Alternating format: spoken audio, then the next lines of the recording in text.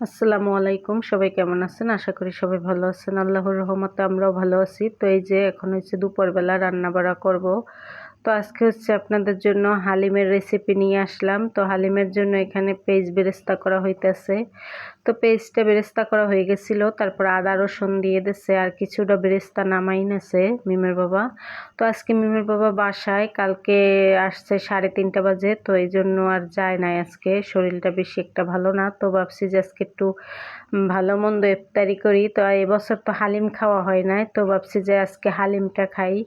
তো এই যে হালিমের জন্য এখানে আদা রসুন দিয়ে দেওয়া হয়েছিল, স্বাদ মতো লবণ দেওয়া হইতেছে। আর ওই জায়গায় আমি রান্না করব হচ্ছে মাটির নিচের আলু কাটতে রাখছি, আর এই জায়গায় মাংস ধুয়ে রাখছি, গরুর মাংস। তো এই জায়গায় পেঁয়াজ বেরেস্তা নামায় মানে কিছুটা নামায় রাখছিলাম। তো এই জায়গায় একটু পানি দেওয়া হইতেছে। আর বললামই তো আজকে রান্না হবে মাটির নিচের আলু ইলিশ মাছ দিয়ে, আর হচ্ছে বত্ত শাক ভাজি। একটু পানি দেওয়া হয়েছিল, তো এখন আবার এই যে দেওয়া হবে, গুঁড়ো মশলা দেওয়া হবে। এই যে হালিম মিক্সটা মানে হালিম মিক্সের সাথে যে মশলাটা পাওয়া হয়েছে ওই মশলাটা দিয়ে দিতেছে। আর মিমের বাবার হাতের হালিম অনেক মজা হয়। তো মানে আল্লাহর রহমতে মিমের বাবার হাতে যে কোনো রান্নাই মজা হয়। তো যারা খাইছে তারা বলতে পারবে। তো এই যে দিয়ে দেওয়া হইতেছে হলুদের গুঁড়া সামান্য পরিমাণ,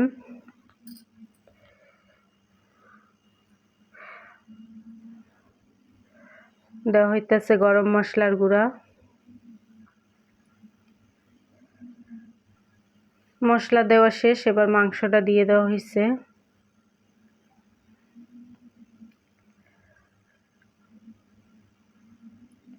আর এই চুলায় মাছের তরকারিটা বসানো হবে, এই জন্য পেঁয়াজ আর তেল দেওয়া হয়েছিল। এখন ভাজি করা হইতেছে পেঁয়াজ আর তেল। আর এদিকে মাংসটা কষানো হইতেছে, টমেটো দিয়ে দেওয়া হয়েছিল। তো এখানে 1 কেজি পরিমাণ মানে নেওয়া হয়েছে মাংস। তো হালিম রান্না হবে, একটা হালিম মিক্সি রান্না করব আজকে। কোনো বাড়তি মশলা মানে বাড়তি চাল ডাল বা কোনো কিছু ইউজ করব না। তো এই জায়গায় কষানো শেষ, এবার পানি দিয়ে দেওয়া হইতেছে। আর এদিকে পেঁয়াজটাও ভাজা শেষ, এবার গুঁড়ো মশলা দেবে, টমেটো দিয়ে দিয়েছে একটা।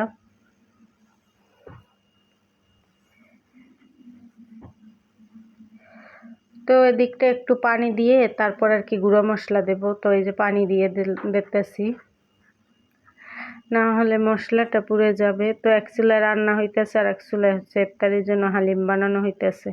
তো আজকে হচ্ছে হালিম আর নান রুটি খাওয়া হবে ইফতারিতে, আর শরবত তো থাকবেই।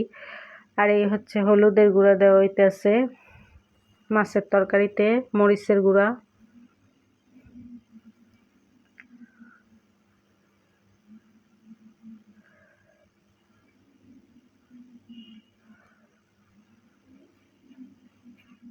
লবণ দেওয়া হইতেছে স্বাদ মতো।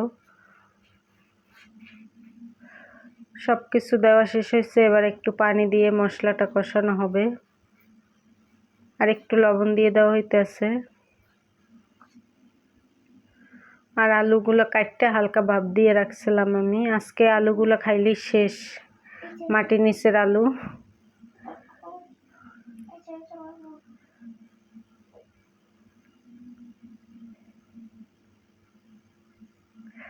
আর আজকে হচ্ছে মাছটা ভাজবো না, কষাই রান্না হবে। একটু পানি দিয়ে মশলাটা কষানো হবে।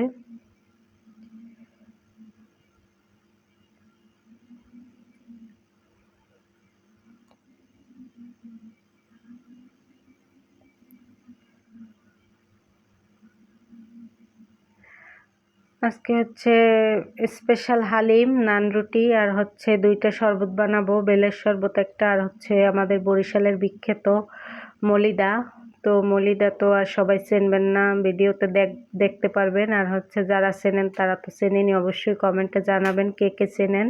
তো এই যে মাছ দিয়ে কষানো হইতেছে, মাছের মাথা লেঞ্জা ছিল ইলিশ মাছের, তো এগুলো দিয়ে আর কি আলু রান্না করব, মাটির নিচের আলু।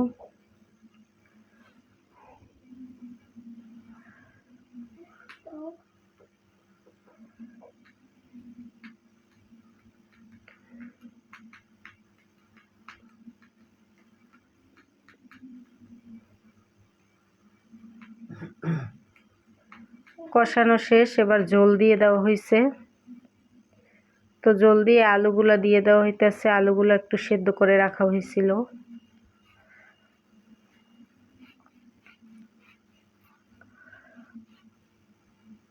আর বত্ত শাক ভাজি করছিলাম, ওইটা দেখাই নাই। তো এদিকে মিমের বাবা আবার বেল উঠাই নিতেছে। আমাদের বাড়ি থেকে যে বেল পাঠাইছিল ওইটা আবার রৌদে রাখতে পাকাইছে মিমের বাবা।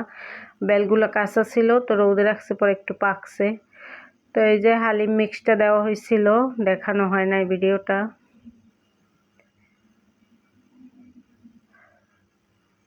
আর এদিকে চিরা ভিজানো হইতেছে। ওই যে একটা বললামই তো মলিদা বানাবো আজকে, তো মলিদার জন্য এখানে কিছু চিরা ভিজাবো। আর এদিকে মাছের তরকারিটা হয়ে গেছে, দেখেন মাখা মাখা ইলিশ মাছ দিয়ে মাটির নিচের আলু দিয়ে রান্না হয়েছে। আর এদিকে মলিদার জন্য নারিকেল দিয়ে দিছি আর এক টুকরো আদা দিয়ে দিছি। তো এই যে সব কিছু করা তো শেষ, এবার নিয়ে এসে পড়লাম। ইফতারির টাইম প্রায় হয়েই গেছে, 5:30 বাজছে। তো এদিকে বেলের শরবতে চিনি দিয়ে দিতেছে। বেলের শরবতটা মানে বিচিগুলো ছাড়াই ব্লেন্ডার করা হয়েছে, তেমন একটা ভালো পাকে না, তো এই জন্য আর কি ব্লেন্ডার করে আর কি করে নেছে, তালের মতো হয়েছে আর কি।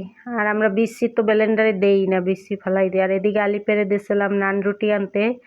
এখানে মানে রেস্টুরেন্টে গেছিলো নান রুটি আনার জন্য। তো বলছি 4টা নান রুটি নিয়ে আসো, মিমের বাবা খাবে না, আমি, মিম আর হচ্ছে আমার ছোট ভাই আসছে আর আলিপ।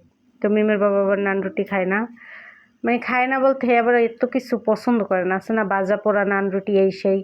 তো এই যে মলিদার জন্য চিরা ভিজানো হয়েছিল, এগুলো আর কি এই যে চামচ দিয়ে আর কি নরম করে নেছে। তো এই জায়গায় ভুট্টা আনছিল মিমের বাবা, তো ভুট্টাগুলো আর কি সেদ্ধ করা হয়েছিল লবণ দিয়ে। তো মলিদা বানাই নেছে আর কি, এখন হালিমগুলো দিয়ে দিতেছে। তো হালিমটা অনেক মানে লোভনীয় হয়েছিল আর হচ্ছে মজাও হয়েছিল, অসম্ভব মজা হয়েছিল। আর মলিদাটাও মজা হয়েছে।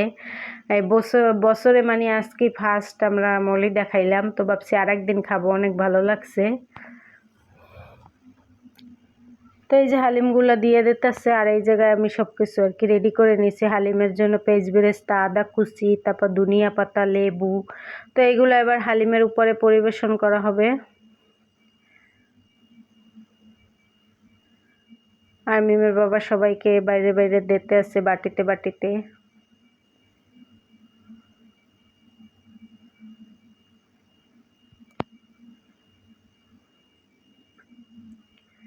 তো আমাদের হালিমটা কেমন হয়েছে অবশ্যই কমেন্টে জানাবেন। আর মলিদাটা কে কে চেনেন তাও কমেন্টে জানাবেন।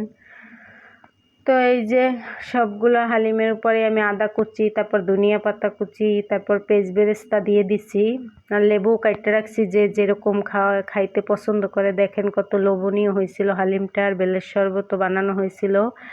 তো এই যে সব কিছু রেডি।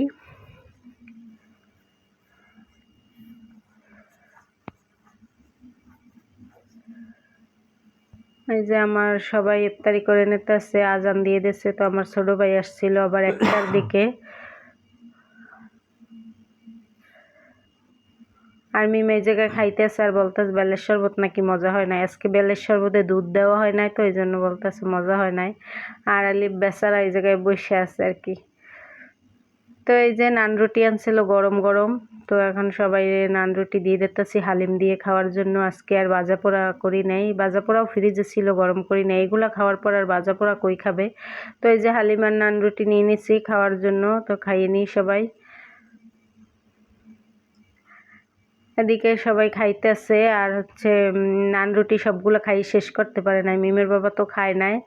আমরা হচ্ছে আমি 3 পিস খাইছি, আমার ছোট ভাইও 3 পিস খাইছে, আর মিম খাইছে মাত্র 1 পিস। আরগুলো সবই রইছিল। আলিপ আবার রাতে শোয়ার সময় খাইছে। তো খাইয়ে শেষই দিতে পারে নাই। 4 পিস নান রুটি আনাইছি, তাও শেষ দিতে পারে নাই। আর দেখেন হালিমটা কত সুন্দর লোভনীয় হয়েছিল দেখতে। তো মিমের বাবা এই জায়গায় মলি দেখাইতেছে, নাকি মলিদাই ভালো লাগে। তো আজকের ভিডিওটা আর বড় করব না। সবাই ভালো থাকবেন, সুস্থ থাকবেন আর আমাদের পাশে থাকবেন। আর আমাদের ভিডিওটা কেমন হয়েছে অবশ্যই কমেন্টে জানাবেন। আর মিম এই জায়গায় বলতেছে যে গরম।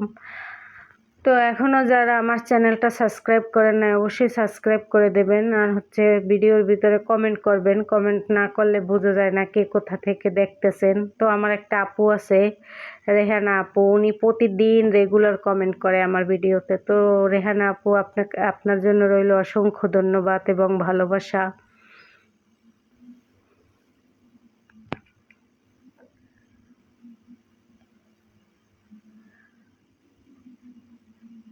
তো আমরা খাওয়া দাওয়া করতে থাকি। আমাদের নতুন আরেকটা আপু যোগ হয়েছে না?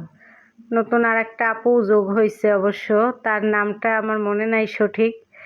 তো ওনার নামটা আবার আমি দেখে কালকের ভিডিওতে বলে দেব। আর একজন আছে রূপসী বাংলা, উনিও আমাদের ভিডিও দেখে, আপনারা চাইলেও দেখতে পারেন, সবুজ প্রকৃতির ভিডিও ছাড়ে। তো রূপসী বাংলা সার্চ দিলেই আসবে, শর্ট ভিডিওগুলো ছাড়ে, অনেক ভালো লাগে আমার কাছে, আমি দেখি। তো উনিও আমার ভিডিওতে কমেন্ট করে ভালো ভালো। তো ওনার ভিডিওগুলো আমার কাছে ভালো লাগে। সবচেয়ে শিমুল ফুলের যে ভিডিওটা ছাড়ছে আমার কাছে অসম্ভব সুন্দর লাগছে। আর আমার মন চাইছে যে ওইরকম একটা শিমুল ফুল যদি আমি নিতে পারতাম তাহলে আমার অনেক ভালো লাগতো। তো এই ভিডিওটা আমার কাছে অনেক ভালো লাগছে। আল্লাহ হাফেজ, সবাইকে ধন্যবাদ।